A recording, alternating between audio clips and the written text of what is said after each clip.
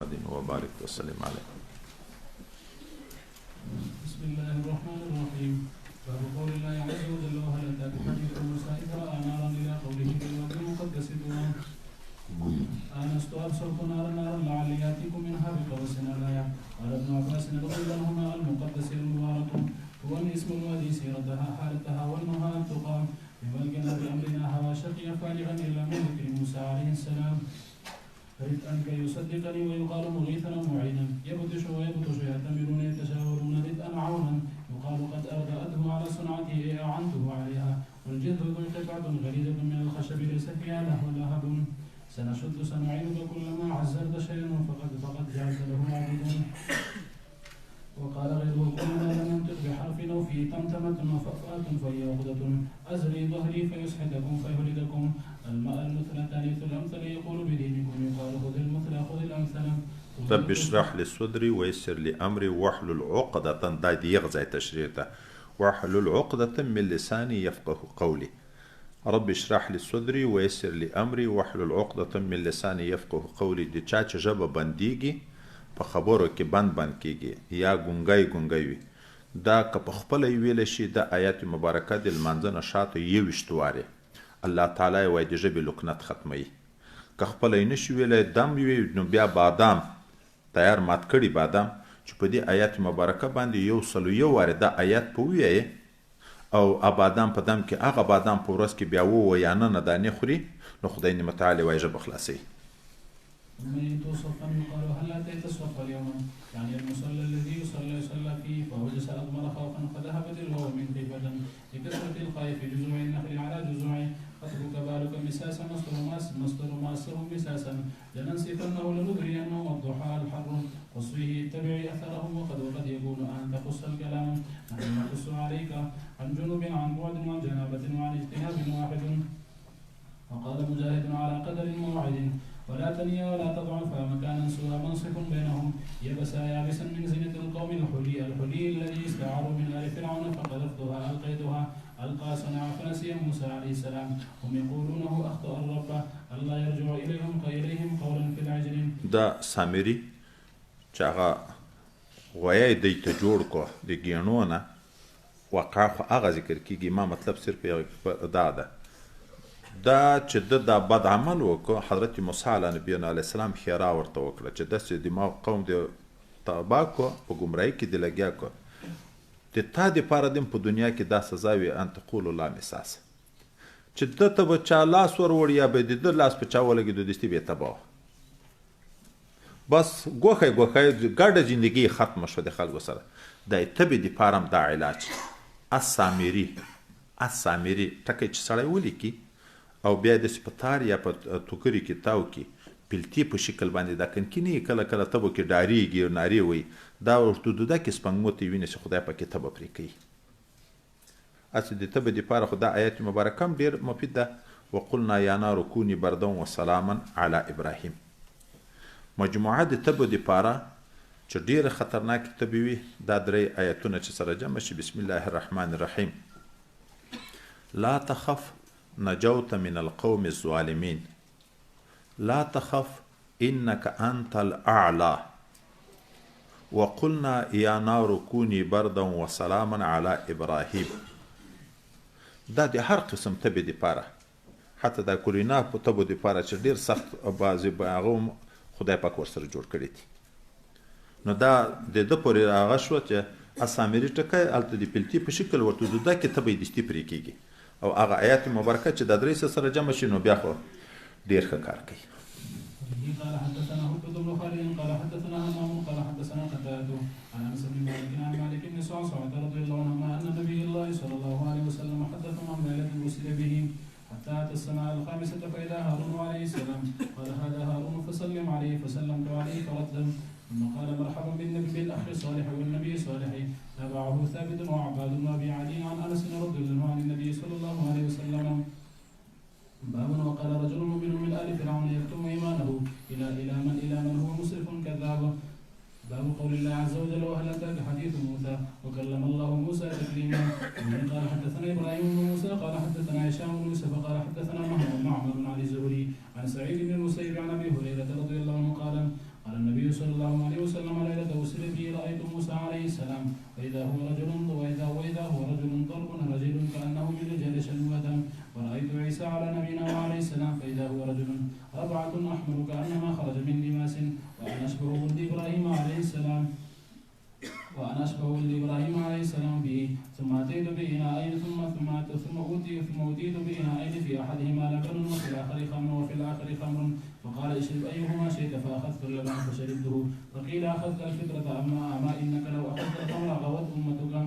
وبه قال حدثنا محمد بن بشار قال حدثنا غندر قال حدثنا شعبة عن قتادة قال سمعت أبا العالية قال حدثنا ابن عم نبيكم يعني ابن عباس رضي الله عنهما عن النبي صلى الله عليه وسلم قال لا ينبغي لعبد أن يقول أنا خير من يونس بن متى ونسبه إلى أبيه.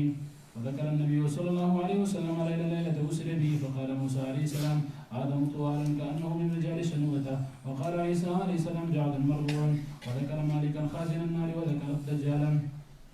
وبه قال حدثنا علي بن عبد الله قال حدثنا سفيان قال حدثنا أيوب السختياني وعن ابن سعيد بن جبير عن أبي عن ابن عباس رضي الله عنهما أن النبي صلى الله عليه وسلم لما قدم المدينة وجدهم يصومون يوما يعني يوم عاشوراء فقالوا هذا يوم عظيم وهو يوم نجى الله فيه موسى عليه السلام وأغرق آل فرعون، فصام موسى عليه السلام شكرا لله فقال أنا أولى بموسى عليه السلام منهم فصامه وأمر بصيامه. عاشوراء دی ورځې مثلا مخکې ذکر کړی و، خو یو بله خبره هم د دغه ځای نه معلومیږي. ګورئ د بعضې ورځو تعین خپله د شریعت طرف نه معلومیږي. د عاشورا ورځ چې د الله څخه غټ امور کې پېښ شوي دي نن هغه شته، خو هر کال چې راځي په یغه یو کال پورې دا فضیلت مختص و که هر کال چې راځي هغه فضیلت شته پکې. هر کال چې د عاشورا ورځ راځي هغه فضیلت چې روژه نیسي د یو کال نفلي روژې غوندې ثواب خدای نعمت تعالی سړي ته ورکوي. ځکه غټ امور کې پېښ شوي دي. لکه په دغه ځای کې مناسب د دغه ځای سره چې ذکر کېږي دا ده چې حضرت موسی علیه نبینا علیه السلام او د ده قوم په دغه ورځ د فرعون نه خلاص شوی، او په دغه ورځ باندې فرعون د هغه ټولې عملې سره په اوبو کې خدای نعمت تعالی غرق کړی ده. نو چې دا انعام په پیغمبر شوی د نبی علیه السلام شکرانه ادا کوي په دغه ورځ باندې امر هم وکړو. اول خو فرضي خبره وه، وروسته فرضیت منسوخ شو، اما استحبابیت یې اوس هم پاتې ده. هر کال چې د عاشورا ورځ راځي خدای نعمت تعالی دومره ثواب سړي ته ورکوي چې په روژه نیوله باندې. نو د ایامو د تعین خبره د فضیلت چې یو وارې په کومه ورځ کې فضیلت وي د دغه ځای نه معلومېږي.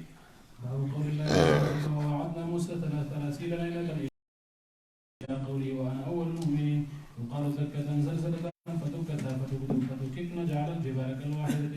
كما قال الله تعالى أن السماوات والأرض كانتا رتقا ولم يكن كن رتقا ملتصقتين تشرب ثوب مشرب مسبوغ. قال ابن عباس رضي الله عنهما إن بجست انفجرت وإذ نطقت الجبل رفعنا. به قال حدثنا محمد بن يوسف قال حدثنا سفيان عن عمرو بن يحيى عن ابي سعيد رضي الله عن النبي صلى الله عليه وسلم قال الناس يصعقون يوم القيامة فأكون أول من يفيق فإذا أنا بموسى عليه السلام آخذ بقائمة من قوائم العرش فلا أدري أفاق قبلي أم جوزيا بزعقة الطور. وبه قال حدثنا عبد الله بن محمد الجوفي قال حدثنا عبد الرزاق قال حدثنا معمر عن همام عن أبي هريرة رضي الله عنه قال قال رسول الله صلى الله عليه وسلم لولا بنو إسرائيل لم يخنز اللحم ولولا حواء رضي الله عنها لم تخن أنثى زوجها دهرا. باب طوفان من السيل ويقال للموت الكثير الطوفان القمل الحمنان يشبه صغار الحلم حقيق حق سقط كل من ندم فقد سقط في يده. باب حديث الخضر مع موسى عليه الصلاة والسلام. وبه قال حدثنا عمرو بن محمد قال حدثنا يعقوب بن ابراهيم قال حدثنا ابي عن صالح عن ابن شهاب ان عبيد الله بن عبد الله اخبره عن ابن عباس رضي الله عنهما انه تماراه هو الحر بن قيس الفزاري في صاحب موسى عليه السلام. قال ابن عباس رضي الله عنه فمر بهما ابي بن كعب رضي الله عنه فدعاه ابن عباس رضي الله عنهما فقال اني تماريت انا وصاحبي هذا في صاحب موسى عليه السلام الذي سال السبيل الى لقيه. هل سمعت رسول الله صلى الله عليه وسلم يذكر شأنه؟ قال نعم سمعت رسول الله صلى الله عليه وسلم يقول بينما موسى عليه السلام في ملأ من بني إسرائيل جاءه رجل فقال هل تعلم أحد أعلم منك؟ قال لا. فأوحى الله إلى موسى عليه السلام بلى عبدنا خضر عليه السلام فسأل موسى السبيل إليه فجعل له الحوت آية وقيل له إذا فقدت الحوت فارجع فإنك ستلقاه. وكان يتبع أثر الحوت في البحر فقال لموسى عليه السلام فتاه أرأيت إذ أوينا إلى الصخرة فإني نسيت الحوت وما أنساني إلا الشيطان أن أذكره. قال موسى عليه السلام ذلك ما كنا نبغي. فارتد على آثارهما قصصا فوجد خزرا وكان من شأنهما الذي قص الله عز وجل في كتابه. وبه قال حدثنا علي بن عبد الله قال حدثنا سفيان قال حدثنا عمرو بن دينار قال أخبرني سعيد بن جبير قال قلت لابن عباس رضي الله عنهما إن نوفل البكالي يزعم أن موسى صاحب الخدر ليس هو موسى بني إسرائيل إنما هو موسى آخر فقال كذب عدو الله. حدثنا أبي بن كعب رضي الله عن النبي صلى الله عليه وسلم أن موسى عليه السلام قال خطيبا في بني إسرائيل فسئل أي الناس يعلم فقال أنا فعتب الله عليه إذ لم يرد العلم إليه. فقال له بل لي عبد بمجمع البحرين هو أعلم منك. قال أي ربي ومن لي به. وربما قال سفيان أي ربي فكيف لي به. قال تأخذ حوتا فتجعله في مكتل حيثما فقدت الحوت فهو ثم. وربما قال فهو ثم. فأخذ حوتا فجعله في مكتل ثم انطلقه وفتاه يوشع بن نون حتى إذا أتيا صخرة وضعا رؤوسهما فرقد موسى عليه السلام وطلب الحوت فخرج فسقط في البحر فاتخذ سبيله في البحر سربا فأمسك الله عن الحوت جرية الماء فصار في مثل الطاق. فقال هذا مثل الطاق فانطلقا يمشيان بقية ليلهما ويومهما حتى إذا كان من الغد قال لفتاه آتنا غداءنا لقد لقينا من سفرنا هذا نصبا. ولم يجد موسى عليه السلام النصب حتى جاوز حيث أمره الله. قال له فتاه أرأيت إذ أوينا إلى الصخرة فإني نسيت الحوت وما أنسانيه إلا الشيطان أن أذكره فاتخذ سبيله في البحر عجبا. وكان للحوت سربا ولهما عجبا. قال له موسى ذلك ما كنا نبغي.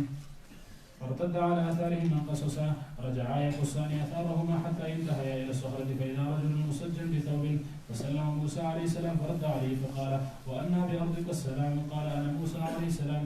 قال موسى بني إسرائيل قال نعم أتيتك لتعلمني مما علمت رشدا.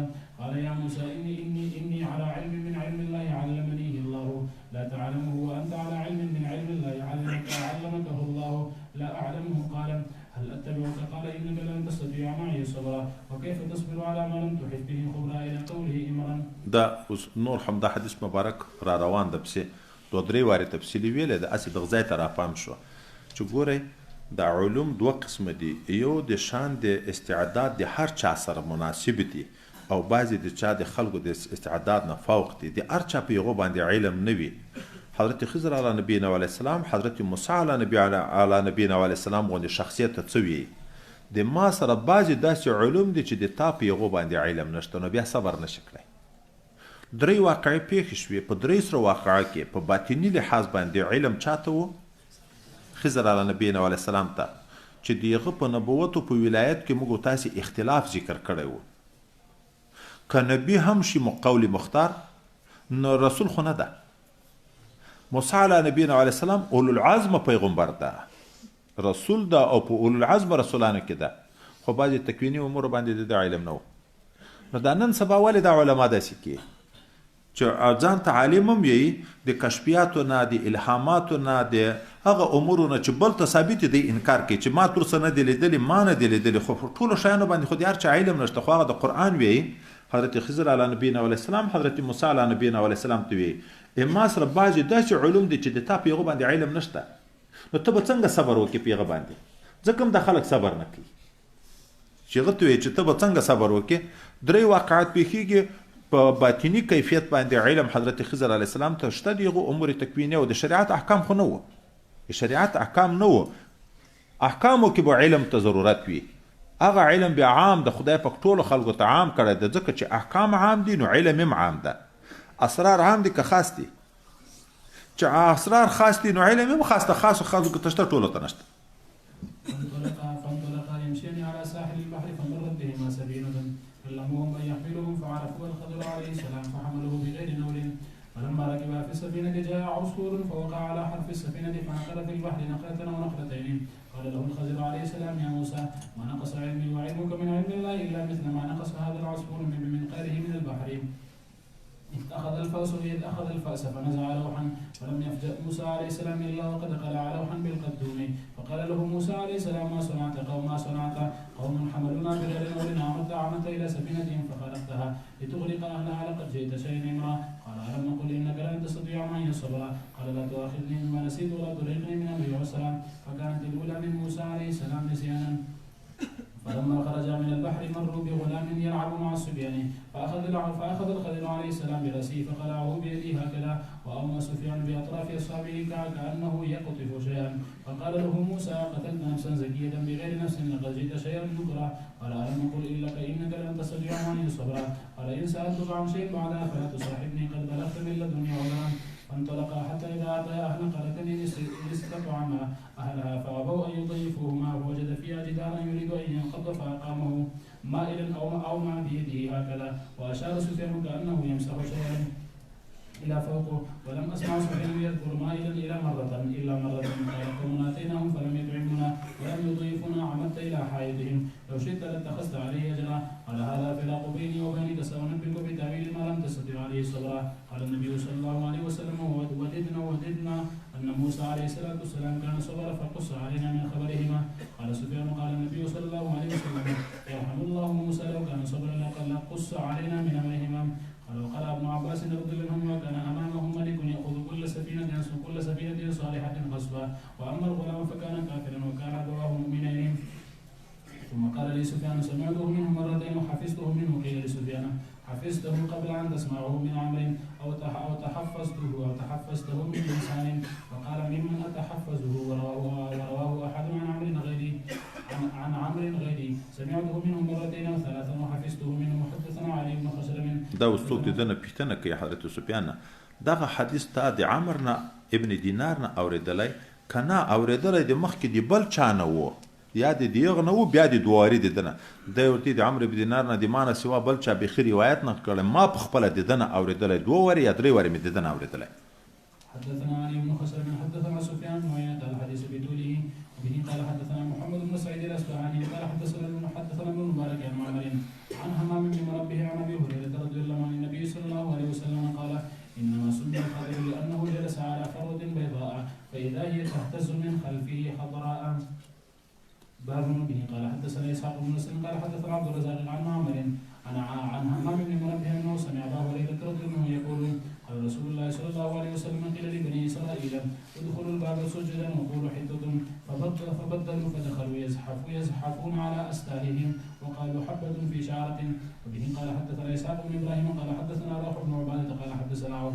عن الحسن ومحمد وخلاس عن ابي هريرة رضي الله عنه قال رسول الله صلى الله عليه وسلم ان موسى عليه السلام كان رجلا حيا ستيرا لا يرى من جلده شيء استحياء منه فآذاه من آذاه من بني إسرائيل فقالوا ما يستتر هذا التستر إلا من عيب بجلده إما غرس وإما أدرة وإما آفة وإن الله عز وجل أراد أن يبرئهم مما قالوا بموسى عليه السلام فخلا يوما وحده فوضع ثيابه على الحجر ثم اغتسل فلما فرغ أقبل إلى ثيابه ليأخذها وإن الحجر عدا بثوبه فأخذ موسى عليه السلام عصاه وطلب الحجر فجعل يقول ثوبي حجر حتى انتهى إلى ملأ من بني إسرائيل فرأوه عريانا أحسن ما خلق الله وأبرأه مما يقولون وقام حجره فأخذ ثوبه فلبسه وطفق بالحجر ضربا بعصاه فوالله إن بالحجر لندبا من أثر ضربه 3 أو 4 أو 5 فذلك قوله يا أيها الذين آمنوا لا تكونوا كالذين آذوا موسى فبرأه الله مما قالوا وكان عند الله وجيها